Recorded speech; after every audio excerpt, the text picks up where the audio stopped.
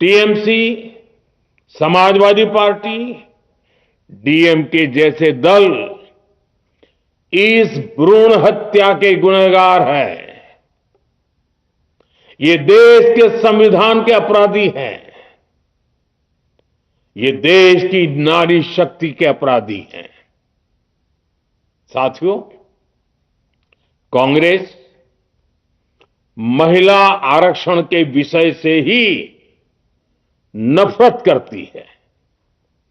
उसने हमेशा से ही महिला आरक्षण को रोकने के लिए षड्यंत्र किए हैं।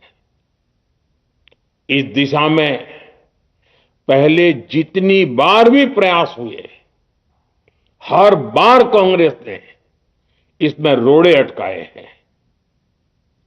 इस बार भी कांग्रेस और उसके साथियों ने महिला आरक्षण को रोकने के लिए एक के बाद एक नए झूठ का सहारा लिया। कभी संख्या को लेकर, कभी किसी और तरीके से कांग्रेस और उसके साथियों ने देश को गुमराह करने की कोशिश की। ऐसा करके इन दलों ने भारत की नारी शक्ति के सामने अपना असली चेहरा सामने ला दिया है, अपना मुखौटा उतार दिया है। साथियों, मुझे व्यक्तिगत तौर पर आशा थी कि कांग्रेस अपनी दशकों पुरानी गलती सुधारेगी। कांग्रेस अपने पापों का प्रायश्चित करेगी। लेकिन कांग्रेस ने इतिहास रचने का, महिलाओं के पक्ष में खड़े होने का अवसर खो दिया। कांग्रेस खुद देश के अधिकांश हिस्सों में अपना वजूद खो चुकी है। कांग्रेस परजीवी की तरह क्षेत्रीय दलों की पीठ पर सवार होकर खुद को जिंदा रखे हुए है। लेकिन कांग्रेस ये भी नहीं चाहती कि क्षेत्रीय दलों की ताकत बढ़े। इसलिए कांग्रेस ने इस संशोधन का विरोध करवाकर अनेक क्षेत्रीय दलों के भविष्य को अंधकार में धकेलने का राजनीतिक षड्यंत्र किया है। साथियों, Congress, Samajwadi party, DMK, TMC और दूसरी पार्टियां इतने वर्षों से हर बार वही बहाने, वही कुतर्क गढ़ते आए हैं, बनाते आए हैं। कोई न कोई टेक्निकल पेंच फंसाकर ये महिलाओं के अधिकारों पर डाका डालते रहे हैं। देश राजनीति का ये भद्दा पैटर्न बराबर समझ चुका है और उसके पीछे की वजह भी जान चुका है। भाइयों बहनों, नारी शक्ति वंदन अधिनियम के विरोध की एक बड़ी वजह है इन परिवारवादी पार्टियों का डर।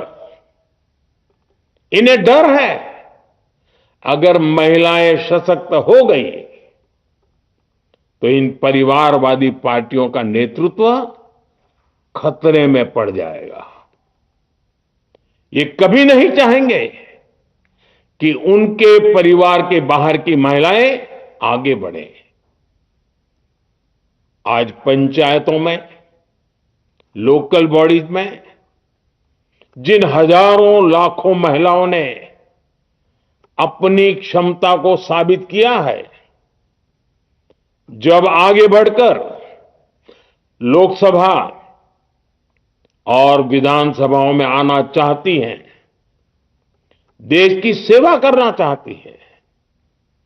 परिवारवादियों के भीतर उनसे असुरक्षा की भावना बैठी हुई है।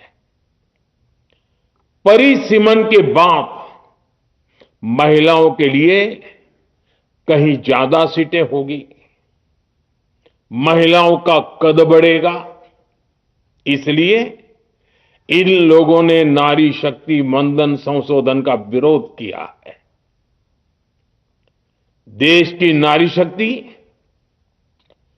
कांग्रेस और उसके सहयोगियों को इस पाप के लिए कभी माफ नहीं करेगी। मेरे प्रिय देशवासियों, कांग्रेस और उसके साथी दल डिलिमिटेशन पर लगातार झूठ बोल रहे हैं।